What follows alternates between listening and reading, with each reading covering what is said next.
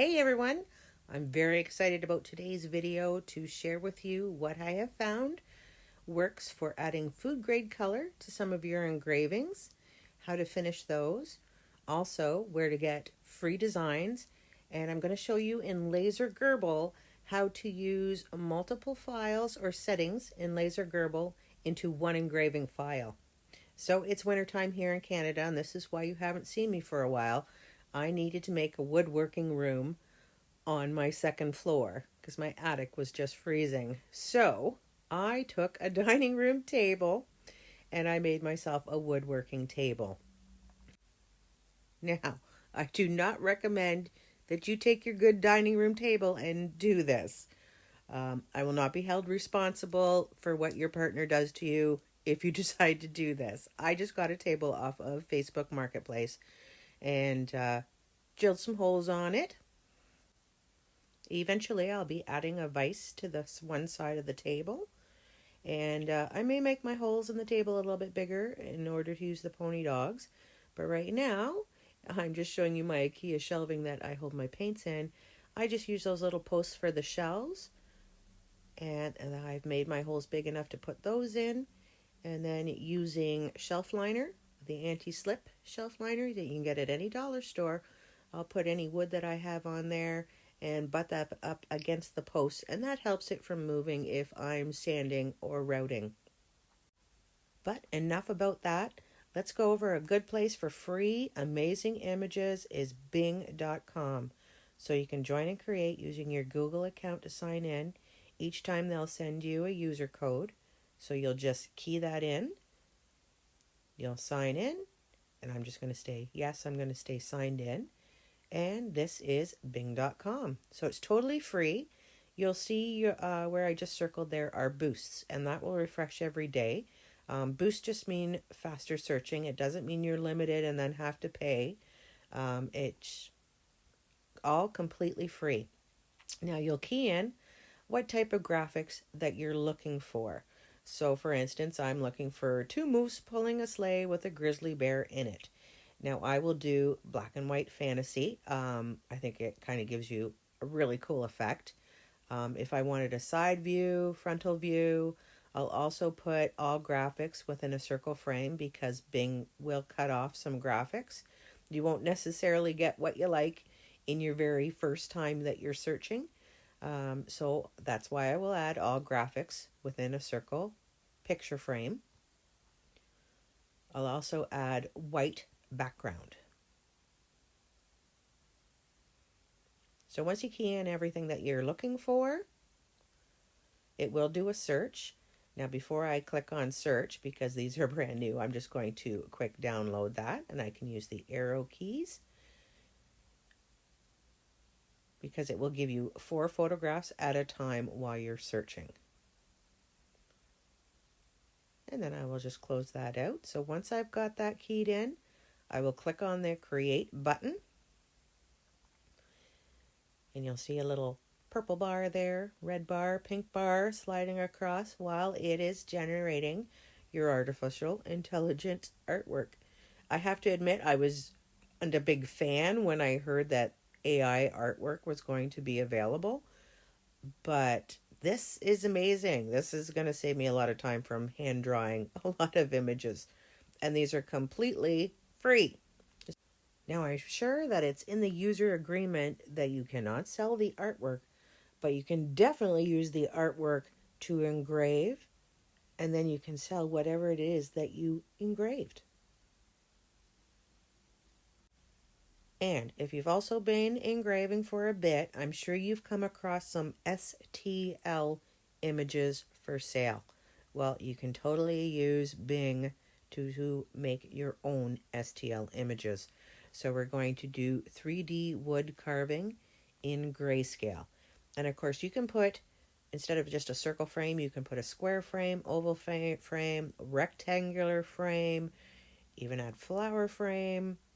And I'm just going to create that. And in a second here, there you go. I have 3D wood carving looks in order to engrave. So I'm just going to click on those and download. So you'll see here, yes, it will cut off some graphics because that would have actually made a pretty cool graphic. So that's why I will add a certain shape frame. So all the graphics will stay within that. And that one's pretty cool. Oh, I like the little cubs. I'm just going to download that one as well. Now I'm able to open this, say in GIMP, which is a total free photo editing software, and I can use, by using the magic wand mask, I can delete any of those backgrounds. So I'm just going to show you inside my Sign Master, which is very similar to CorelDRAW 12. Once you get a design program, a lot of them are very similar. So I'm going to go up to File, Import, and I'm going to go to my downloads, and I will pick the image that I want to open. And as you can see, it appears very dark. And I also have turned down my brightness in my control panel for my display settings. Okay, so if you're having issue where your images are showing up too dark when you're trying to engrave them in LaserGRBL, I suggest turning down your brightness in your monitor. Now I can go to Image Tools in this program, and I can up my brightness, I can up my contrast, and I'm going to up my gamma because I don't want it a pure black. I want to lighten that up so LaserGRBL will be able to see a lot of grayscale. And right now I'm just drawing a circle, and I made it with no fills and just a hairline outline. I'm just putting that around the images because I'm clicking on my text tool, and I'm going to add some text to that circle. So it's going to say Witchcrafted. I can go up to what the text was, which was Arial originally, and I can change that text to a nice witchy looking text. And I am able to change the case to a sentence case because it looked a little funny having it all in caps. I'm going to add a space here, and I'm just going to make this C a capital C. There we go. So I'm just going to move that up, and when I click on it, I can hit any of those boxes and just size it down to the size that I want. So using the Shift key on the keyboard, I can click on the text and the circle, and I just clicked on Fit Text to Path. So that little box there will allow me to move that anywhere that I want, and I can move that up a little bit because I'm trying to avoid the candle tip point there from the graphic. So I do not want that touching the graphic because I'm going to put a white outline around it, then a black outline, all that fun stuff. I will also click on that, and I will convert the text to curves so that I'm able to delete the circle without deleting the text because it groups it together. And I've also changed that to a lighter gray. So the text was originally black when I made it, but I turned it to just a little bit lighter from black so it doesn't stand out too much from the graphic when I export it for LaserGRBL. So here's my original one, and you'll see that I made a white bounding box. And just to show you, I made it red here so you can see that I have a white bounding box there. It's white, but I've removed any pen outline, so it just has the bounding box. So I'm going to export this file, and I already had the file, and it's PNG that we're going to export it as. I'm just going to give that a number 2, and I'm going to save that. So we have selected objects, we have transparent, so that way it will pick up the white bounding box, but there will be nothing around the white bounding box. 300 DPI means it's going to export it to scale. So I have designed it to scale to my material. Now I can change the background box there to black, and I will show you why in a second. I'm going to export that file, and that is just going to be my Midnight Margarita square test because that's the size of my material. And I'm going to say yes. Selected objects, transparent, 300 DPI again to keep it to scale, and I will say okay. and I'm just going Control Z, edit, undo, just to take that file back to the original. Okay, so a nice little trick that I've used is putting a ruler up against the legs. So that stretches the whole length of my laser. And this way I can put boards in and slide them through, and they're always going to be straight by butting it up to that ruler. Okay, so we're in LaserGRBL finally. I am going to open up my square test. And it doesn't matter about any of the settings that I'm using here, because I'm really just going to use the frame button to make sure it's lined up to my material. Okay, so I definitely click on auto size though, so it'll make it the size of this material. And you'll see the offset that I had was 14.3 millimeters. So that will kick it over, because that's how much little extra putting that ruler so that I can line up any of the larger boards or any material. That is how much I needed to add on so that it will engrave past the ruler but hit my material. So I was just showing you on colors that I have it to red laser, so that's why I have my screen showing up in blue. All right, time to open some graphics. Let's make that nice and big. So something new that just showed up, and it hasn't stayed, is this grayscale optical correct selection. So I'm going to put it on optical correct. This is totally brand new. I have not installed the new updates. I always like to see how people are making out with the updates before I install them. So you'll see a little bit in the video that it's totally disappeared. Okay, it's time to process our image. So you'll see the brightness I have set at 97, the contrast at 117, and my white clip I always have at 0 because I'm using the black and white dithering. Atkinson horizontal 7 lines. I like using the black and white dithering when I am using images. Okay, you'll get sharper, crisper, cleaner images, and I do have it set on sharp as well. So let's go over our settings here. I am using my SCULPFUN S30 10 watt Pro. So I'm going to go 2200 millimeters per minute with dynamic power. And you'll see my powers there. I am engraving on maple hardwood. So I auto size to make it the size of my material. And I'm going to add that offset again of 14.3 millimeters. So it'll start right on my material. And I will click on next. And it'll just take a second here to come up with my graphic. Okay, so this is the preview. If it's showing up too dark on you, you can go ahead, reopen the file, change your brightness and contrast settings. Also, you can lower the amount of lines, and that will make it appear lighter as well. Now you will see where I'm pointing out some of the grayscale area there. That is your laser travel. So that is not going to show up when you're engraving. But just keep in mind it might make your engraving look a little darker than it is, just in your preview screen. And also, 7 lines is absolutely perfect for this size of engraving that I've just did. If you are doing smaller engravings, 5 lines would work perfectly as well. So here it is, all engraved. And you'll see I have a little bit of scorching on it there.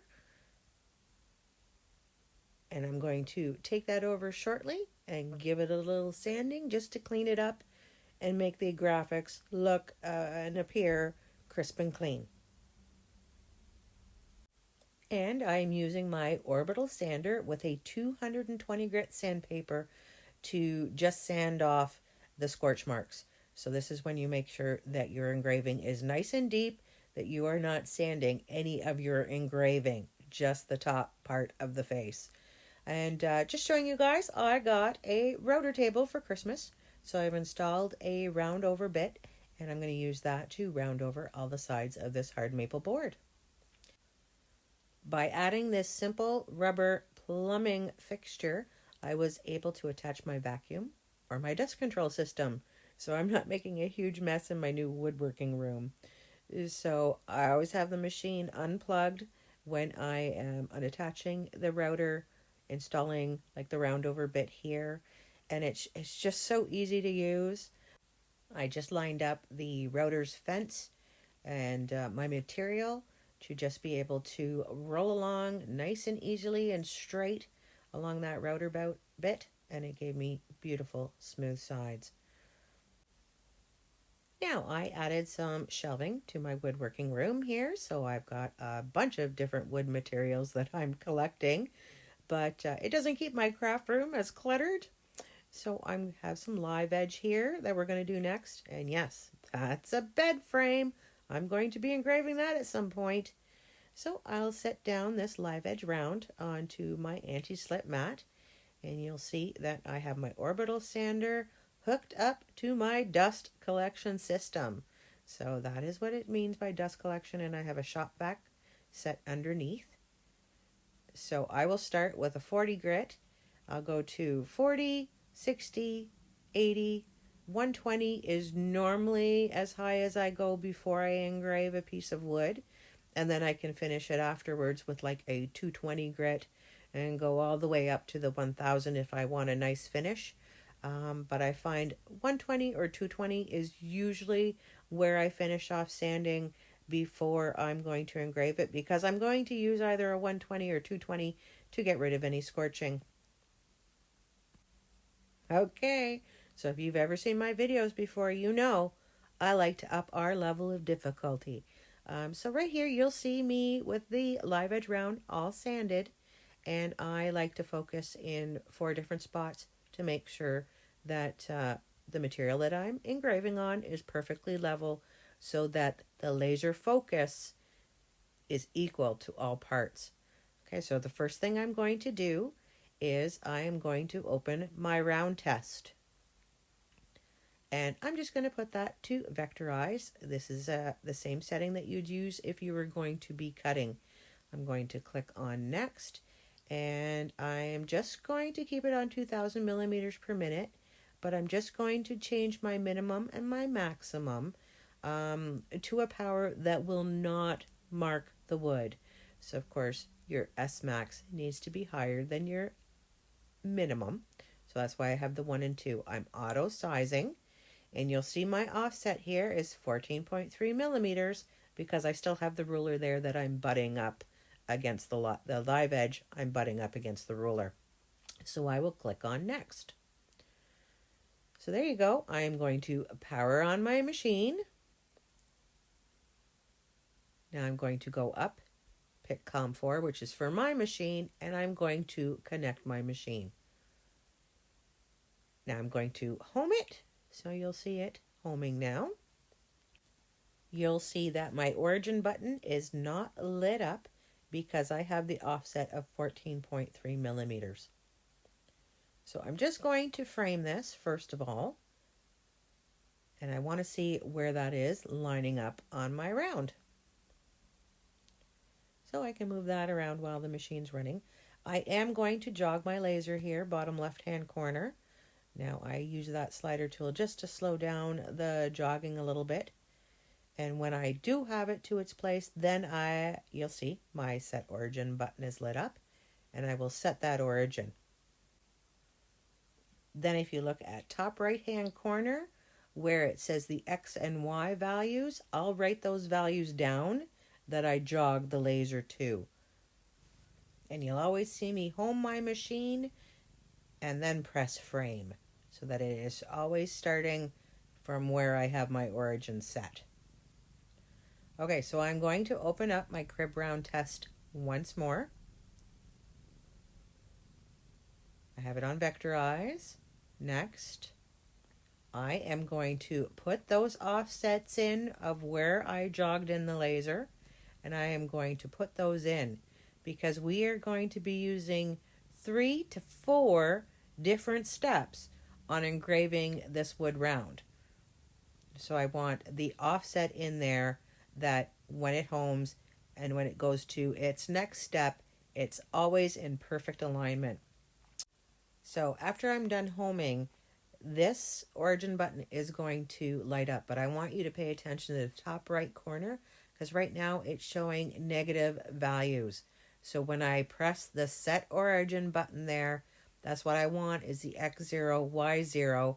So from that spot, it's going to add on what I put in for offset. And again, I'm just going to do a quick frame. So it's just going to do a box frame so I can kind of see all four corners have equal parts, because this wood round isn't completely round. So now I'm going to home the machine again, and I am finally going to press play. And so this will pounce out where the circle is going to be. And really, you might think this is a lot of steps, but considering how much time you're taking to sand down this wood round to give you a nice finish to engrave, it's a lot easier to take these extra steps than having to sand it down because you've boo-booed. Okay, it's time to open up my crib board file. So the very first one, let's make this nice and big. Very first file that I'm going to engrave, I'm going to put it to line tracing. I'm going to make it smooth so my circles are nice and smooth. It's horizontal, and I am using 8 lines because I want this engraving pretty deep. Okay, so I can use my black and white slider, and you can just slide that along until you think it appears perfect. Okay, so you're looking at your lettering just to make sure that it hasn't made it too thin somewhere, or it hasn't put an outline around our white circle bounding box. So there, I definitely do not want it on 100%. 50% would be halfway. I'm just going to go a little bit over 50%. Okay, so I've clicked next. My engraving speed for this wood maple round, I'm going to use, I believe it's 1900. Dynamic power for engraving, 50, which is 5%, and 950, which is 95%. I do not have to use the auto size because I've already been playing with the circle.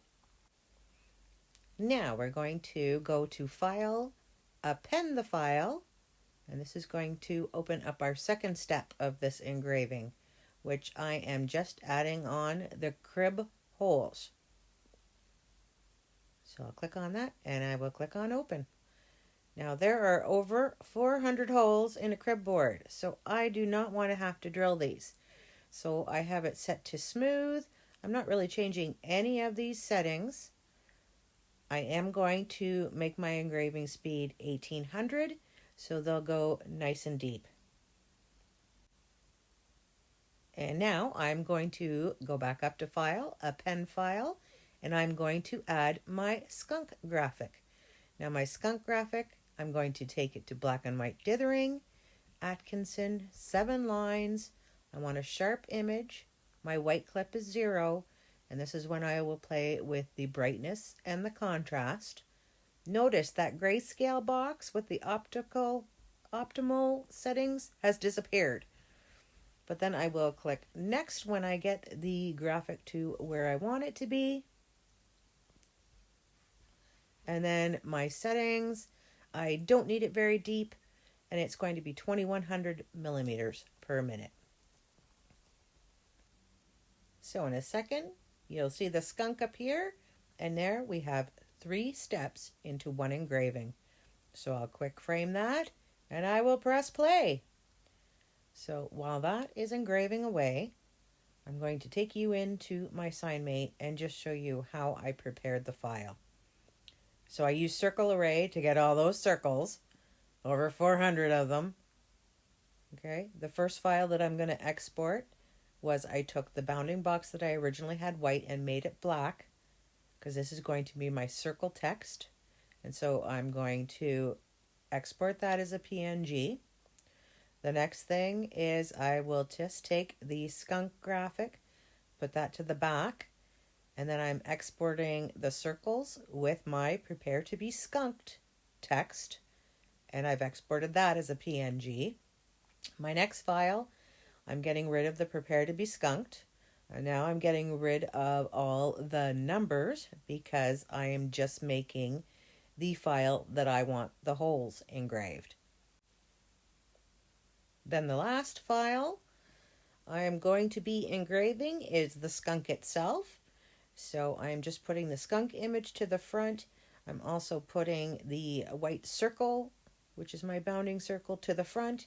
And now I am just exporting the skunk image because I want to be able to dither that only.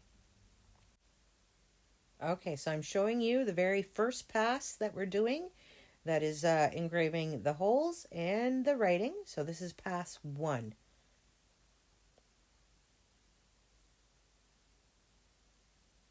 And here I am with my hand in the way there. I'm just checking to see the depth of the holes. So I know I'm glad that I'm going to be doing a second pass of the holes because we need the game pieces to fit in there. So as soon as it gets to the top, you're going to see the machine come back, pretty much home itself, but then go right directly into the second pass. So the second pass is us engraving the holes even deeper. And don't worry, I'm not going to show you all the passes because I don't want to take you away from your time creating. But this is just getting my second pass completed here and the holes being deeper for the game pieces. And so we're at almost at the end of my second pass here. And again, as soon as you see this pass complete, it's going to basically bring the machine almost home, and it's going to start our third pass, which is the skunk. And I really should have found my orange glasses there for you guys because I realized that's a lot of blue light there. And if you look at the right-hand corner, I'm just taking a dowel and a pencil sharpener, and I'm just testing the depth of my game piece holes here. So my skunk is all finished, and I decide I want to go one more pass. So this is pass 4. I'm just opening up the crib hole file itself. I'm not going to change any settings. I didn't turn off my machine or anything like that. So this is only just going to engrave the crib holes again. And they are going to be perfectly lined up and deep enough for my pegs. Okay, it's time to start adding some color. So, as I said, I have found a way to add food grade color. Guess what? You can just use food coloring. So I got this neon set of food coloring. This is such an easy way to add color to your engravings. And it's food safe. So basically, we're just kind of staining the wood with it. So I make sure I open up my food coloring away from the board because I don't want to accidentally splatter it on the board. This stuff bleeds and spreads very easily. So I'm just going to put a little bit onto a margarine container lid. I'm going to put my lid back on because I do not want to spill any. Okay, so I have a very fine tip paintbrush. And I'm just going to add some water. I'm going to water down the food coloring. It's water-based, but I'm going to water it down a little bit because I don't want full concentrate of color. So once I water it down, I will test it on a block of just plain wood to see what kind of concentration of color that I'll get. So I'll add more water or less water to what I am going to be painting with. I do apologize. This is actually a terrible view that I'm recording here, but I'm making sure I don't have too much food coloring that's watered down on the brush because I don't want it bleed too much. So I will dip it in the food coloring and then just kind of give it a little roll to make sure I'm taking any excess drops off the brush itself. So here we go. We're adding color. And this is actually going to be a cutting board, charcuterie board, serving board for limes. So you'll see I'm just speeding it up. And I'm going to show you here. I've got the limes done. And I've done the outline around the lettering. Now you cannot use food coloring if you have not engraved a lettering an outline around anything because the food coloring will bleed. So don't you think that you can use it to paint on, say, outside of the graphics. It will bleed everywhere. So we're almost done here painting. Woohoo! Look how fast I'm going. Okay, I sped it up, I admit. And there it is, all done. So I'm going to actually let that dry for a couple hours, and then I'm going to show you what we're going to do with it. So I just thought this was kind of a neat idea to make your cutting boards, charcuterie boards, anything with food grade stand out from any of your competitors in the area. And you can totally finish this with the cutting board oil. So this is finished with the Clark's cutting board treatment. And I decided to use the food coloring to color up my crib board. And I used the Clark's cutting board oil on that as well because I didn't want to clear coat it and fill the holes that I spent all that time engraving on. Now the food coloring isn't as nice to blend as using the watercolor painting technique that I go over in video 31. A very recent video that I just posted with the cover photo, let's just say it has a dragon on the front. I used my watercoloring technique with just acrylic paint, and I finished it with the Clark's cutting board oil. The cutting board oil does not interact with water-based paints. So if you've engraved wood that isn't even food grade, you can use the oil on it to treat the wood and keep it from splitting. So I hope you guys enjoyed this video. Please like and subscribe. To all my returning subscribers, big Canadian bear hugs to you all. All right, now let's go create.